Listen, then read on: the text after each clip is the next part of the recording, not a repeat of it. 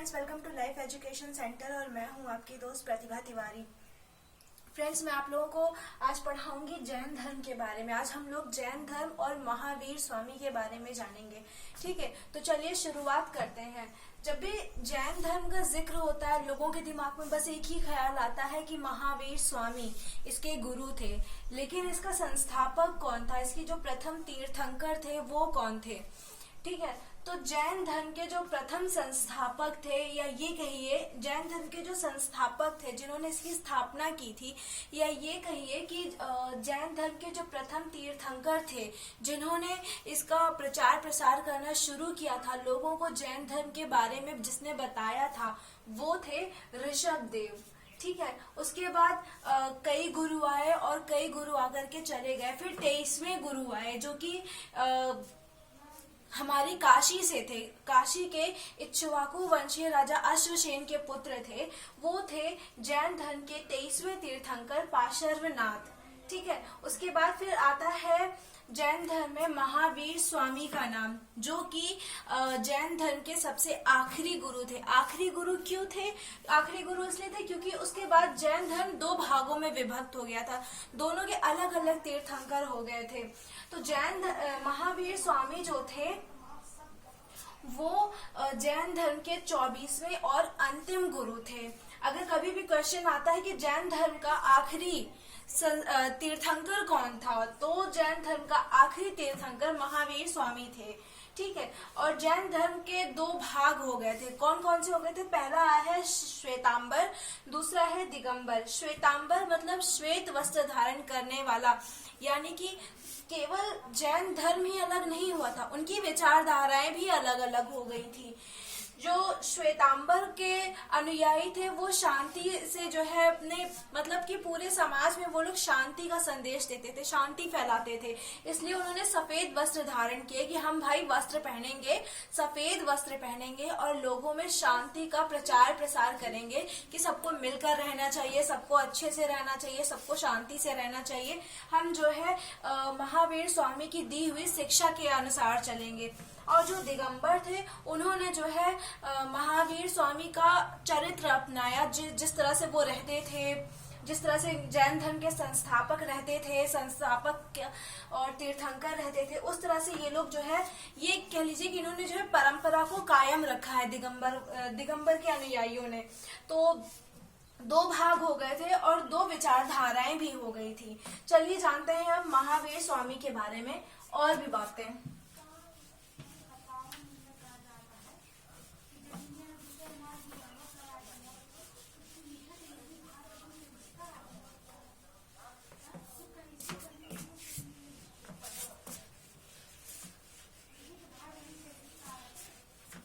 Friends, बाकियों का तो नहीं पता, लेकिन महावीर स्वामी के बारे में अक्सर क्वेश्चंस भी आते हैं और जो है सबको पता है उनको कि उनका जन्म कब हुआ था, कहाँ हुआ था, उनका लालन पालन किसने किया था, उनके बचपन का नाम क्या था, उनकी पत्नी का नाम क्या था, उनके बेटी का नाम क्या था, उनके प्रथम अनुयायी कौन था या थी। ठीक है, तो महावीर स्वामी का जन्म 540 ईस्वी में महावीर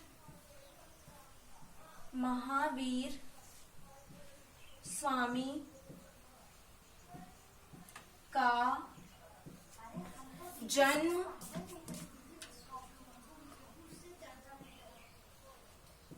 540 ईस्वी में 540 ईसा पूर्व में। ठीक है, 540 ईसा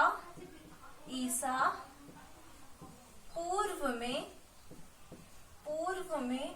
कुंडग्राम, एक गांव था जिसका पुराना नाम है कुंडग्राम और उसका नया नाम है वैशाली।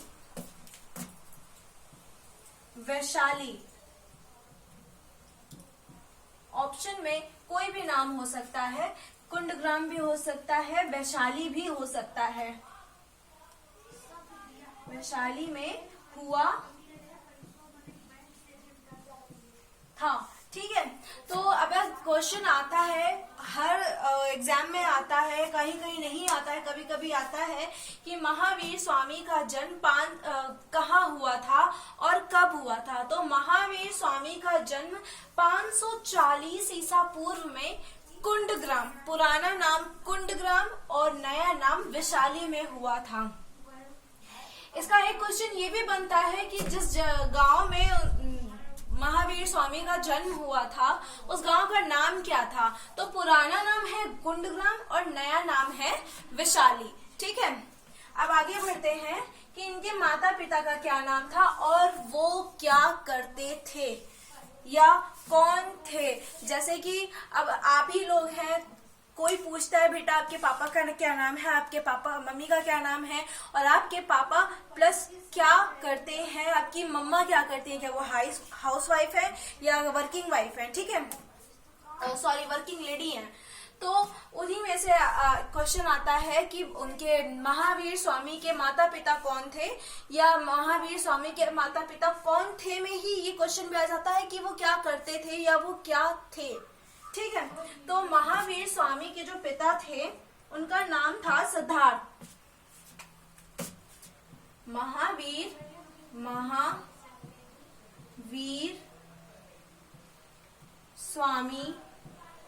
स्वामी के पिता का नाम, या ये कह लीजिए कि महावीर स्वामी के पिता सिद्धार्थ, उनका नाम था सिद्धार्थ। अब सिद्धार्थ कौन थे? सिद्धार्थ तो वो ज्ञात्रक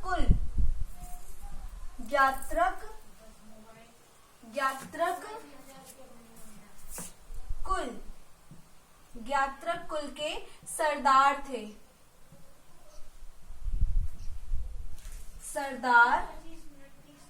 सरदार थे।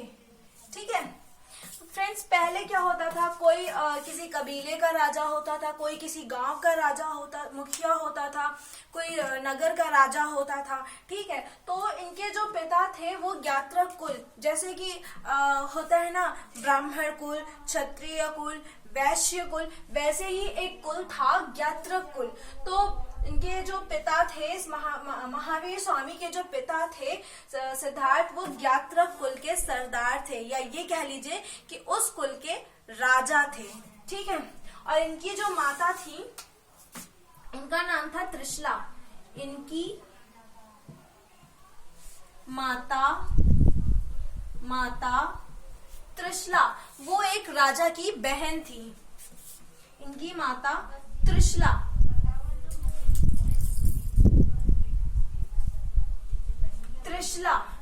लिच्छवी राजा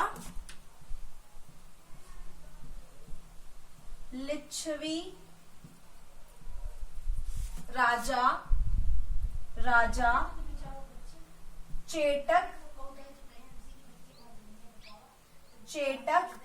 की बहन थी।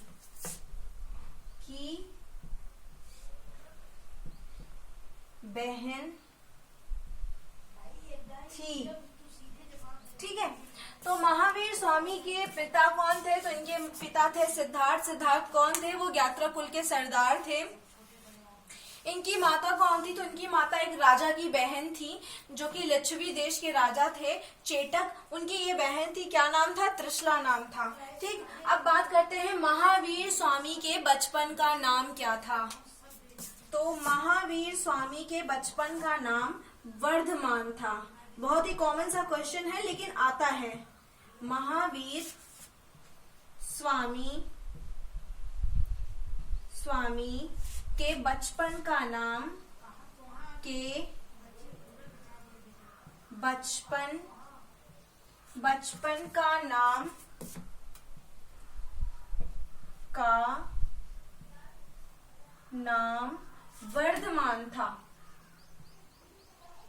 वर्धमान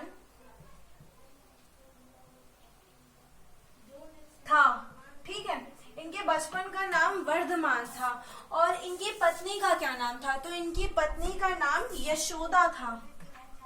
और इनकी पुत्री का क्या नाम था? तो इनकी पुत्री का नाम था अनुजा प्रियदर्शनी। तो यहाँ पर एक क्वेश्चन ये भी आ जाता है कि इनकी पत्नी और पुत्री का क्या नाम था। तो इनकी पत्नी और पुत्री का नाम, इनकी यानी कि महावीर स्वामी की पत्नी का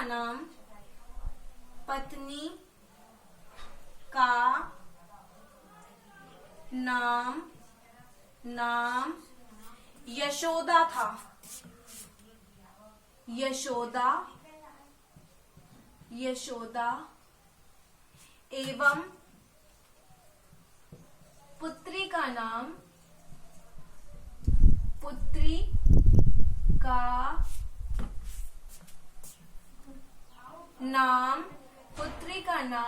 अनुजा प्रियदर्शनी था। अनुजा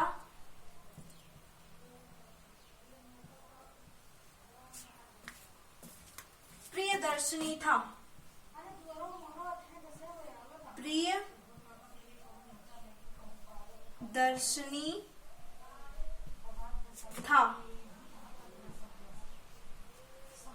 ठीक है फ्रेंड्स, एक आपको इंटरेस्टिंग बात बताती हूँ कि इनके जो पुत्री थी अनुजा प्रियदर्शनी, उनके जो पति थे मतलब जो हस्बैंड थे जामिल, वो जो थे वो महावीर स्वामी के प्रथम अनुयायी बने थे।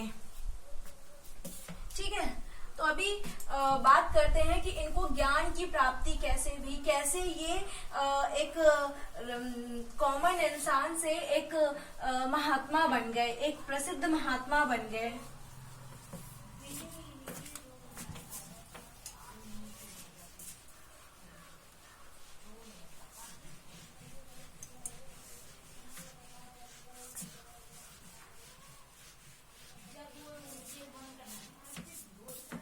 ठीक है, तो फ्रेंड्स इन्होंने 12 वर्षों तक तपस्या की थी। 12 वर्षों तक ये बैठकर तपस्या करते थे।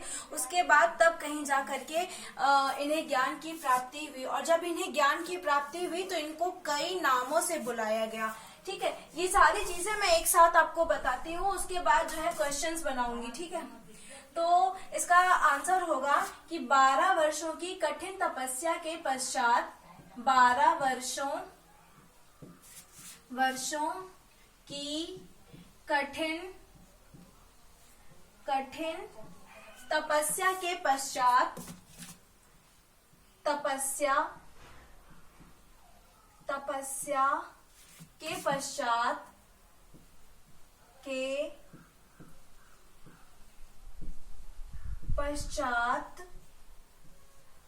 के पश्चात जृंभिक के समीप एक जगह थी, जृंभिक, या ये कह लीजिए एक जंगल था जृंभिक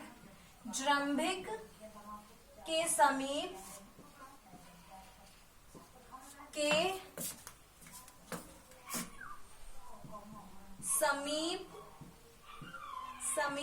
ऋजुपालिका नदी के तट पर, ऋजुपालिका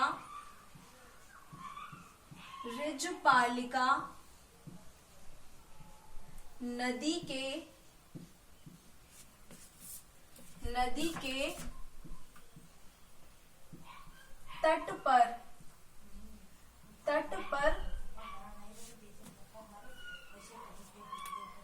तट पर साल वृक्ष के नीचे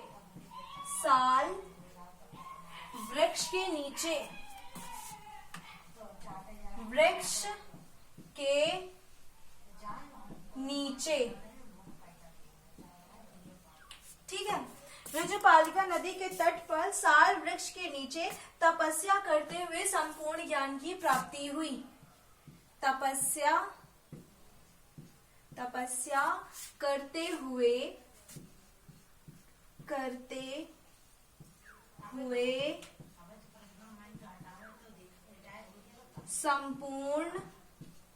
संपूर्ण ज्ञान की प्राप्ति हुई। ज्ञान की प्राप्ति हुई। ठीक है, ये तो था उनकी तपस्या का क्रम कि आपको उन्होंने जो है इतने सालों तक तपस्या की और इस वृक्ष के नीचे तपस्या की, तब जाकर के उनको संपूर्ण ज्ञान की प्राप्ति हुई। और प्राप्ति के बाद क्या हुआ, जब उनको संपूर्ण ज्ञान की प्राप्ति हुई, ज्ञान का उनको बोध हुआ, तो उनके कई नाम पड़ गए। तो उनका पहला नाम क्या था?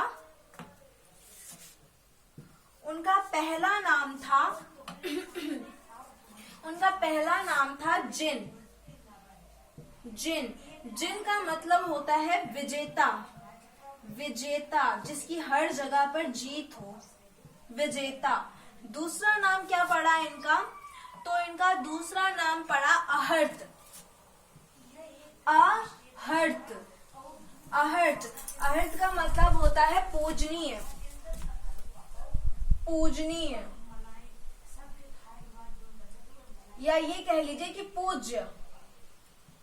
पूज्य, पूज्य यानी कि पूजा करने योग्य। जब भी हमारे घर में कोई साधु संत महात्मा आते हैं तो हम उनका आदर करते हैं, उनका सत्कार करते हैं, उनकी कहीं कहीं पे उनकी लोग पूजा भी करते हैं कि संत महात्मा है, भगवान का रूप है। ठीक है, सेम चीज इनके साथ भी हुई कि वो अहर्त कहलाए। अहर्त का मतलब होता है कि पूजा करने योग्य कहलाए वो। ठीक है, उसके बाद इनका नाम पड़ा निर्ग्रंथ। निर्ग्रंथ, निर्ग्रंथ, निर्ग्रंथ का मतलब होता है बंधनहीन। बंधनहीन, जिसके ऊपर कोई बंधन ना हो, किसी भी तरह का कोई बंधन ना हो, वो हर एक बंधन से मुक्त हो। तो इनके महावीर के साथ साथ इनके इतने सारे नाम पड़े। निर्ग्रंथ यानी कि बंधनहीन, अहर्त यानी कि पूज्य, जो कि पूजने योग्य हो, फिर जिन यानी कि विजेता, जिसकी कहीं पर भी कोई हार ना हो, जो अपनी बुद्धि से, अपने विवेक से, अपने ज्ञान से हर समस्या का समाधान निकाल सके, उसको हम लोग विजेता बोलते हैं कि हाँ भाई, इसमें सोचने समझने की शक्ति है और ये जो है अपना काम निकाल लेगा, किसी भी तरह से इस समस्या का समाधान या सॉल्यूशन निकाल लेगा। ठीक है, तो वो हो गया आपका विजेता या जिन। ठीक है, अब हम बात करते हैं कि जैन धर्म में कितने तीर्थंकर थे और उनके सब का जो था एक प्रतीक चिन्ह था। वो प्रतीक चिन्ह क्या क्या है?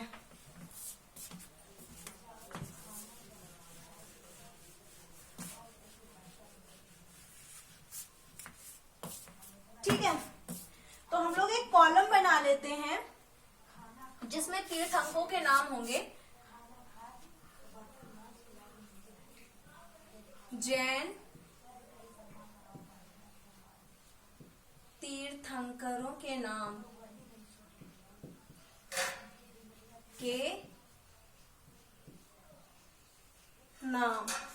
ठीक है, जैन तीर्थंकरों के नाम। फिर आता है उनके प्रतीक चिन्ह। ठीक है, फिर आता है प्रतीक चिन्ह। प्रतीक चिन्ह,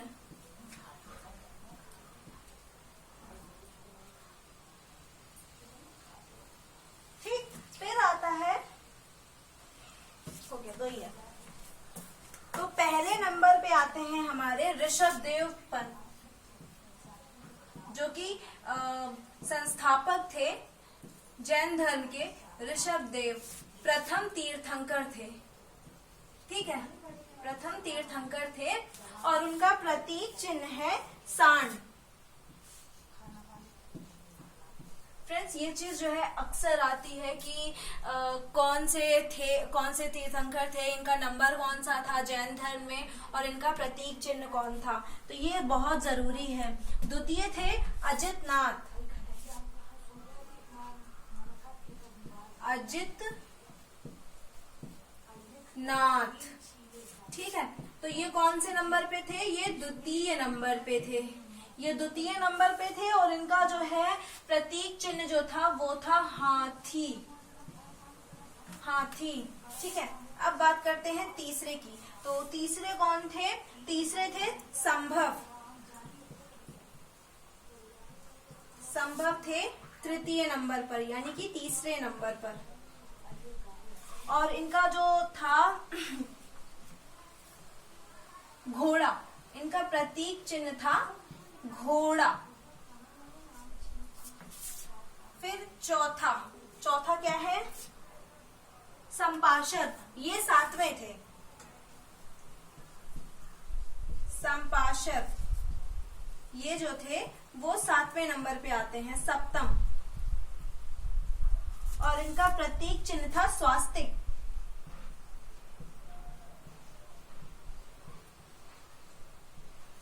स्वास्तिक, ठीक है। फिर 16वें नंबर पे आते हैं शांति।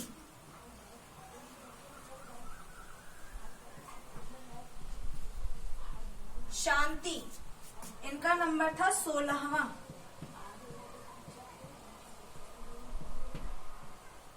ठीक है, और इनका जो था प्रतीक चिन्ह वो था हिरण। हिरण, ठीक है। फिर आते हैं छठे नंबर पर नामी, ये 21वें नंबर पे थे।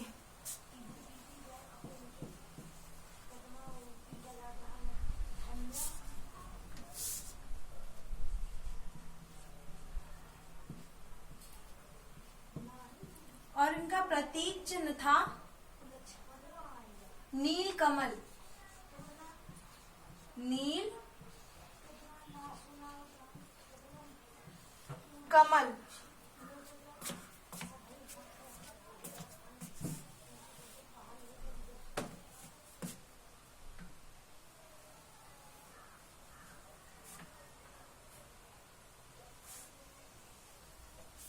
ठीक है, नील कमल। उसके बाद थे 22वें थे अरस्टिनेमी।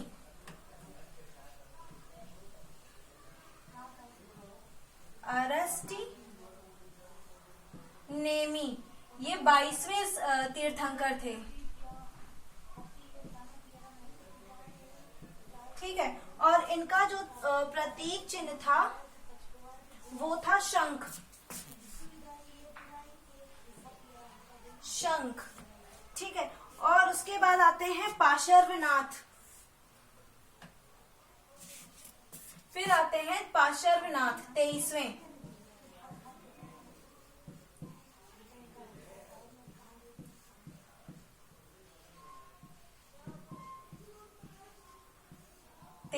गुरु थे पाशर्वनाथ, और उनका प्रतीक चिन्ह था सांप यानी कि सर्प। सर्प, ठीक है। और 24वें थे महावीर स्वामी। महावीर स्वामी ये 24वें और अंतिम थे।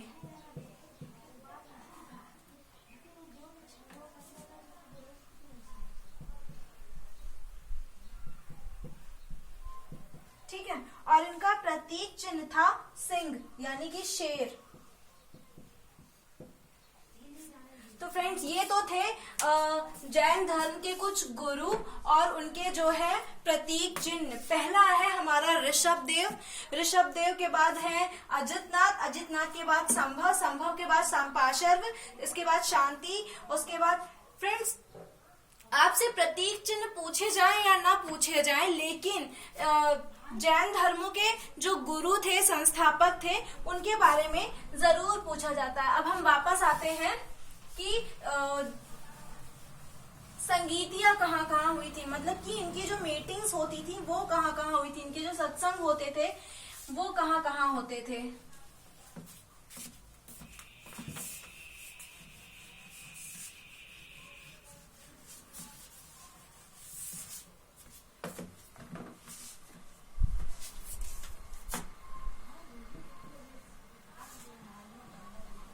संगीति, ठीक है। वर्ष यानी कि कौन से वर्ष में कौन सी संगीति हुई थी।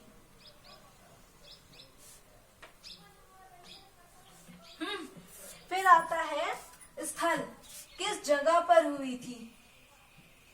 फिर आते हैं अध्यक्ष, किसकी अध्यक्षता में हुई थी, इसका लीडर कौन था उस टाइम पे। अध्यक्ष। तो प्रथम संगीति जो थी, प्रथम संगीति 300 ईसा पूर्व ईसा पूर्व पाटिल पुत्र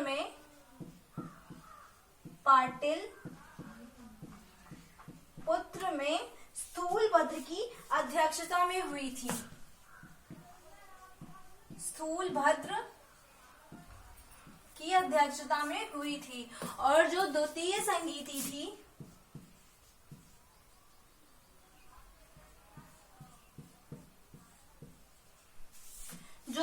संगीति थी वो छठी शताब्दी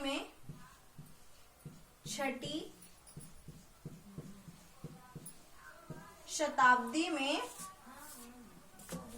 बल्लभी यानी कि गुजरात, पुराना नाम है बल्लभी,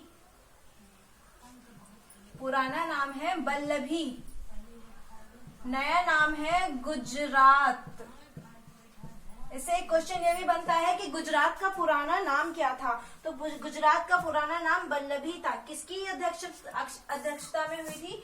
क्षमा श्रवण की अध्यक्षता में हुई थी। ठीक है, तो ये तो थी कुछ संगीतियां और कुछ जैन धर्म के बारे में कुछ जानकारी। मिलते हैं आपसे नेक्स्ट सेशन में नेक्स्ट टॉपिक के साथ। Thank you.